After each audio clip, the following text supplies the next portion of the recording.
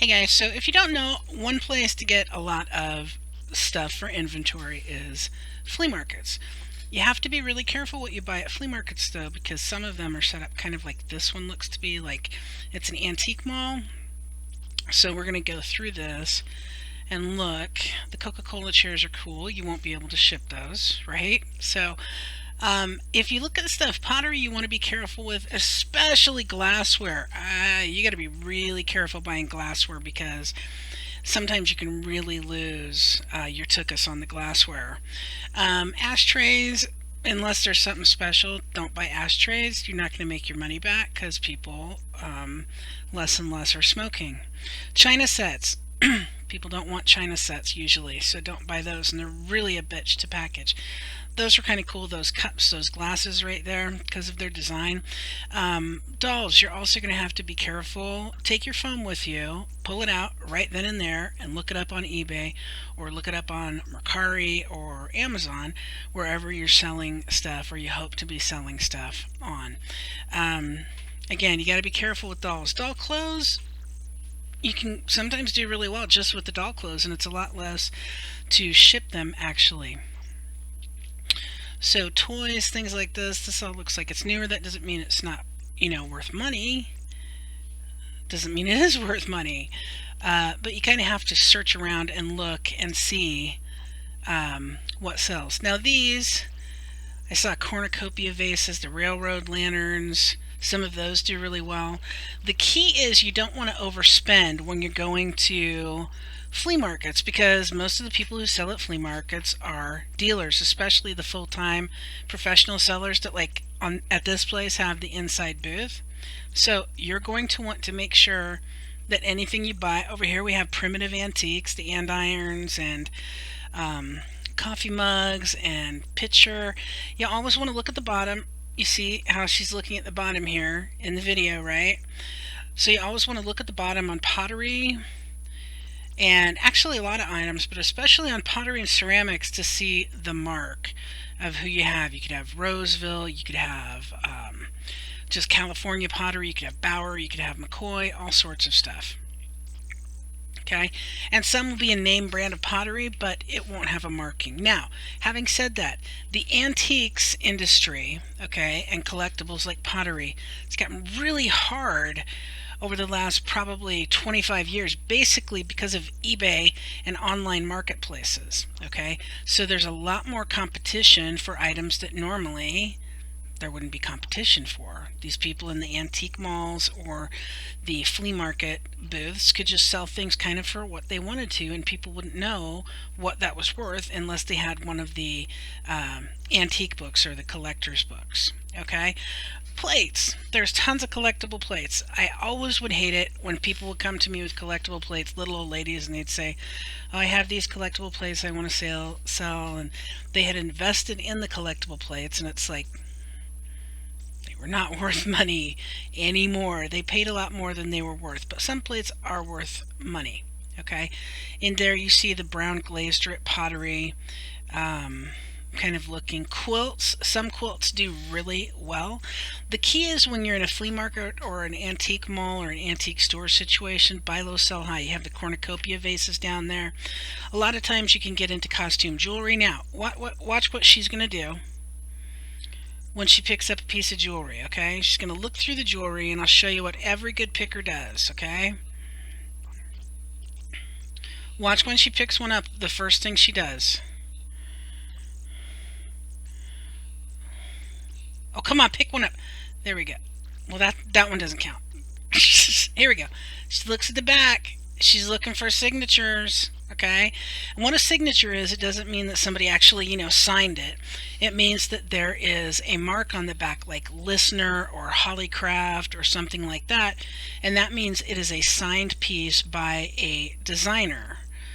Okay, so when you're doing old costume jewelry, you want to be picking up the items, turning them over. See, she's going to do it again. See? You want to be looking for those signed pieces. There are some unsigned pieces that are made by designers, but a lot of times you want to look for the signed pieces. Okay, now we're looking in here. What's she going to pull out of here? What's she going to pull out of here? What's she going to pull out? You want to look for things that are interesting and different. Boom. That is the same thing that I probably would have pulled out too. Even though it is missing the top, it looks like a 1950s piece. Probably that shampoo or bubble bath was put in, maybe the 60s. Cool piece. Start looking for things that are unusual and different, okay? Because that is what I personally have always looked for, and I've always done really well selling antiques and collectibles. Now, when you get into newer stuff, oh, I'm getting dizzy. Slow down, lady, slow down. When you get into newer stuff, okay, you want to make sure that the condition is good. You're going to be able to sell it for what you want to be able to sell it. See, she turns it upside down, right? Okay.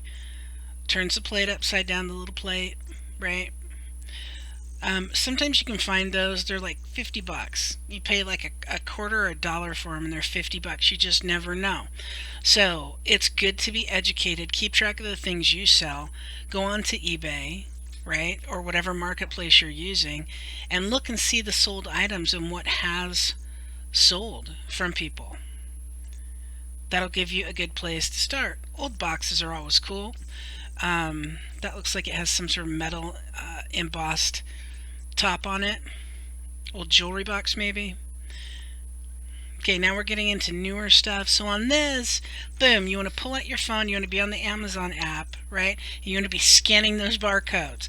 And here's the thing, if you have a problem when you're scanning barcodes, you like get embarrassed in a store or whatever, don't. You're helping the store make money, and you're helping yourself make money. You're supporting the economy. So don't ever feel bad, don't ever feel weird. Pull out that phone proudly and scan those barcodes. I mean, even if, when I used to have a toy store or, antique shops, which I had before collectible shops, people would come in and scan stuff all the time, and I'd go, oh man, they're scanning stuff, they're going to make money. Good for them.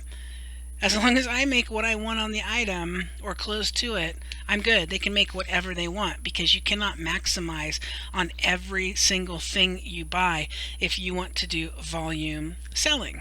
Okay, so you see all the new stuff, all this stuff, you could be doing scanning the barcodes, scanning the barcodes, scanning the barcodes on the Amazon app just to see what everything is worth. Okay, toys, someone in the way, get out of the way. Okay, more jewelry. Now remember what you do on the back of the jewelry. Pick it up. If it looks old, flip it, see what the name is, because you never know.